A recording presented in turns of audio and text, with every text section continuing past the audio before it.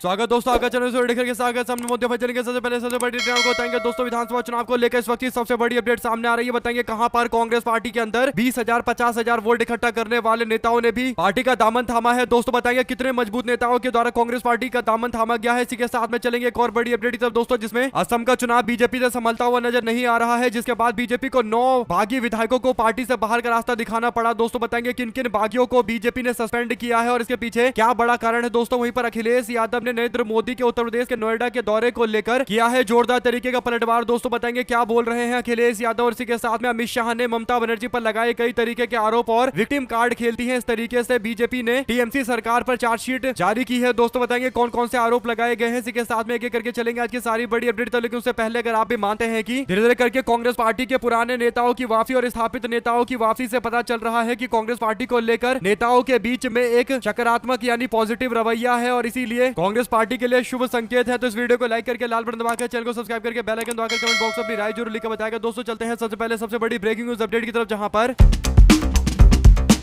जब से हरियाणा के कुरुक्षेत्र के अंदर हरियाणा और उत्तराखंड के कांग्रेस पार्टी के नेताओं की खासकर जिला अध्यक्षों की बैठक राहुल गांधी ने ली दोस्तों, तब से उत्तराखंड और हरियाणा कांग्रेस जबरदस्त तरीके से मजबूत नजर आ रही है। पहले हरियाणा कांग्रेस ने बीजेपी को राज्यसभा चुनाव में बुरी तरीके से शिकस्त दे दी दोस्तों और बीजेपी के तमाम तंत्र को हराते हुए चुनाव जीत लिया। और अब उत्तराखंड से बड़ी अपडेट सामने आई है, जहां पर कांग्रेस पार्टी में एक दो नहीं बल्कि कई दर्जन नेता शामिल हुए हैं दोस्तों। और बड़ी बात यह है कि ये कोई छोटे मोटे नेता नहीं है, बल्कि अपने दम पर चुनावी समीकरण को पलटने वाले नेता है दोस्तों। ऐसे कई तरीके के उदाहरण सामने आए हैं, यानी कई नेता शामिल हुए हैं, जिसमें राजकुमार ठुकराल कांग्रेस पार्टी में शामिल हुए हैं, जो रुद्रपुर विधानसभा सीट से 2 बार बीजेपी के विधायक रहे हैं दोस्तों। पिछली बार इन्होंने निर्दलीय चुनाव लड़ने का फैसला लिया था और जिस सीट पर कांग्रेस पार्टी पिछले 4 चुनाव से नहीं जीत पा रही है, उस सीट पर इन्होंने अपने दम पर अकेले निर्दलीय चुनाव लड़कर 26,988 वोट इकट्ठा कर लिया था दोस्तों, यानी 20% वोट इनको मिला था। और कांग्रेस पार्टी यहां पर चुनाव हारी थी और भारतीय जनता पार्टी को जो जीत मिली दोस्तों, वो तकरीबन 24,000 के अंतर से बीजेपी चुनाव जीती थी। तो ऐसे में निर्दलीय तौर पर चुनाव लड़ने वाले राजकुमार ठुकराल जो 26,000 वोट इकट्ठा कर लेते हैं, अगर कांग्रेस के टिकट पर इस सीट पर मैदान में उतरेंगे तो पूरी संभावना है कि कांग्रेस पार्टी इस सीट पर 4 चुनाव के बाद यानी लगभग 20 साल के बाद चुनाव जीत जाए। और इसीलिए कांग्रेस पार्टी ने इनको पार्टी में शामिल करवाया है दोस्तों। टिकट बंटवारे को लेकर तो आगे फैसला लिया जाएगा। और दूसरे नेता नारायण पाल है, जो सितारगंज के विधायक रहे हैं दोस्तों। उन्होंने पिछली बार बसपा के टिकट पर चुनाव लड़कर 10,000 वोट इकट्ठा किया था दोस्तों, और बीजेपी और कांग्रेस के बीच में जीत हार का अंतर तकरीबन 10,000 था। तो ऐसे में कांग्रेस पार्टी के लिए सितारगंज सीट पर काफी ज्यादा फायदेमंद रह सकते हैं दोस्तों। ऐसे ही भीमलाल आर्य जो घनसाली में 2012 के अंदर विधायक बने, 2017 में कांग्रेस की टिकट पर लड़े दोस्तों, लेकिन चुनाव हार गए। 2022 में कांग्रेस पार्टी ने टिकट नहीं दिया तो निर्दलीय मैदान में कूद गए और कांग्रेस के उम्मीदवार को तकरीबन 10,000 वोटों के अंतर से चुनाव में हार का सामना करना पड़ा दोस्तों। और 10,000 वोट ही भीमलाल आर्य को मिले थे, तो इन्होंने कांग्रेस के वोट काटकर कांग्रेस को हराने में भूमिका निभाई थी। और अब इनको पार्टी में शामिल करके इनके सारे समर्थकों को अपने साथ में लाने की कोशिश की जा रही है और ये भी कांग्रेस पार्टी के लिए फायदेमंद हो सकते हैं दोस्तों। वहीं पर गौरव गोयल जो रुड़की हरिद्वार से 2019 में मेयर का चुनाव लड़े थे और अपने दम पर 29,000 वोट इकट्ठा किया था, इनको भी कांग्रेस पार्टी ने अपनी पार्टी में शामिल करा लिया है। ऐसा ही अनुज गुप्ता है, जो मसूरी देहरादून के पूर्व अध्यक्ष रहे हैं और निर्दलीय चुनाव लड़ चुके हैं दोस्तों। 2022 में इनको टिकट नहीं मिला था, लेकिन नगर पालिका में इनका दबदबा है, तो ऐसे में इनको भी साथ में लेकर आया गया है। मैं दोस्तों लाखन सिंह नेगी को भी साथ में लेकर आई है कांग्रेस पार्टी, जिनको 12,000 वोट अपने दम पर मिला था और कांग्रेस पार्टी के उम्मीदवार को 9,000 के अंतर से हार का सामना करना पड़ा था। तो कांग्रेस पार्टी उन सारी सीटों को टारगेट कर रही है दोस्तों, जहां पर काफी कम अंतर से पार्टी या तो चुनाव हारी है या किसी पार्टी के निर्दलीय ने पार्टी को नुकसान पहुंचाया है। और सारे निर्दलियों को साथ में लाकर कांग्रेस पार्टी वापस से अपनी पार्टी को खड़ी कर रही है दोस्तों। अगर आप भी मानते हैं कि अच्छी बात है कि कांग्रेस पार्टी उत्तराखंड के अंदर एक नई रणनीति के साथ मैदान में कूद रही है, क्योंकि उत्तराखंड में भाजपा की सरकार 10 साल से चल रही है दोस्तों। और अब परिवर्तन के लिए उत्तराखंड में कहीं ना कहीं एक मैसेज जनता की ओर से दिया जा रहा है, क्योंकि कांग्रेस पार्टी जब भी उत्तराखंड में आंदोलन करती है, बड़े स्तर पर जनता से समर्थन मिलता है। इससे पता चल रहा है कि उत्तराखंड वापस से कांग्रेस पार्टी के साथ में आने के लिए तैयार है। आप लोग की जो भी राय है लिखकर जरूर बताएगा और ज्यादा से ज्यादा वीडियो को शेयर कीजिएगा। साथ साथ चलते हैं एक और अपडेट की तरफ, जिसमें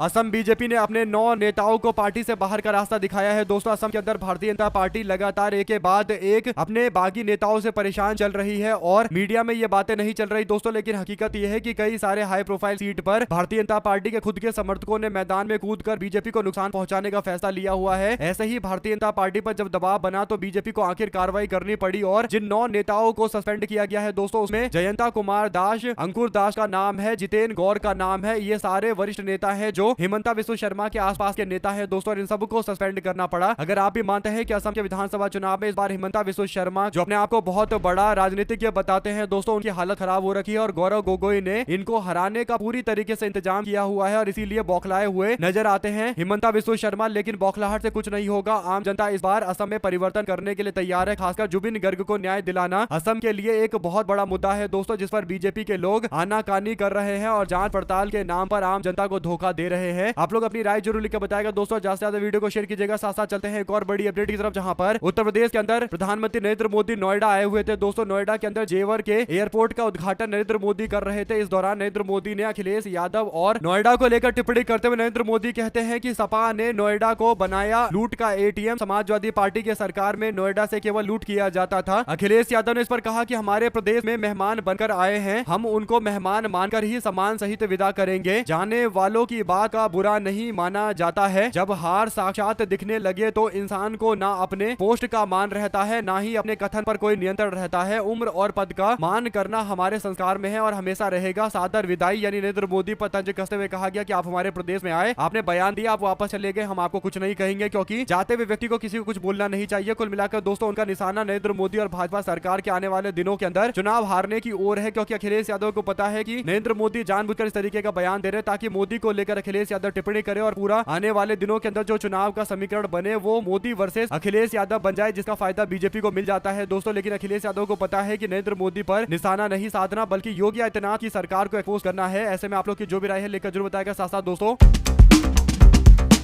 गृह मंत्री अमित शाह ने शनिवार को कोलकाता में ममता सरकार के खिलाफ आरोप पत्र यानी चार्जशीट जारी किया है दोस्तों। शाह ने कहा कि इसमें टीएमसी सरकार के 15 साल के काले कारनामे का जिक्र है। ये जनता की चार्जशीट है और बंगाल में अराजकता और बदहाली है। यहाँ की अर्थव्यवस्था चौपट हो चुकी है। उन्होंने ममता दीदी के हमेशा विक्टिम कार्ड की राजनीति पर निशाना साधते हुए कहा कि कभी वो पैर तोड़वा लेती है, कभी सिर पर पट्टी बंधवा लेती है, कभी बीमार हो जाती है, कभी चुनाव में चुनाव आयोग को गालियां देती है। लेकिन बंगाल के लोग अब ममता बनर्जी के विक्टिम कार्ड पॉलिटिक्स को अच्छी तरीके से समझ गए हैं। इसीलिए ममता जी इस बार जितनी चाहे उतनी कोशिश कर ले, उनको कोई फायदा नहीं होगा। 2024 के लोकसभा चुनाव से पहले ममता बनर्जी के सिर में चोट लग गया था। 2021 के विधानसभा चुनाव से पहले उनके पैर में चोट लग गया था और इसीलिए विक्टिम कार्ड खेलती है ममता बनर्जी। अमित शाह के इस दावे पर आपकी क्या राय है दोस्तों? क्योंकि भाजपा के लोग सबसे ज्यादा इसी बात से डरते हैं कि पश्चिम बंगाल में एक बार फिर से ममता बनर्जी बीजेपी के खिलाफ मोर्चा खोलते हुए अगर ये बोलने लगेंगी और ये बता देंगी आम जनता को कि कैसे भाजपा उनको परेशान कर रही है, तो उसके बाद अस्मिता के कार्ड के कारण आम जनता पूरी तरीके से पश्चिम बंगाल में मुख्यमंत्री ममता बनर्जी के साथ आकर खड़ी हो जाती है दोस्तों, जिसके बाद पूरा चुनाव पलट जाता है। अगर इस चुनाव में भी ममता बनर्जी बीजेपी के लिए सबसे बड़ी चुनौती बनी पड़ी है तो उसका कारण यही है कि भाजपा वाले इस बात से डरे हुए हैं कि अगर एक भी नेता के द्वारा कोई अपशब्द या कुछ उल्टा ममता बनर्जी को लेकर बोला जाता है तो पूरा चुनाव बंगाल में एक बार फिर से भाजपा के हाथ से शुरू से ही निकल जाएगा। वैसे भी तमाम सर्वे में पता चल रहे हैं कि भारतीय जनता पार्टी बंगाल के विधानसभा चुनाव में दूर दूर तक कहीं खड़ी दिखाई नहीं दे रही है दोस्तों। केवल गोदी मीडिया के ही चर्चाओं में बीजेपी बंगाल में है, बाकी बंगाल की हकीकत वही है जो हमेशा से पिछले 15-20 साल से है कि ममता बनर्जी मतलब बंगाल, बंगाल मतलब ममता बनर्जी। साथ साथ दोस्तों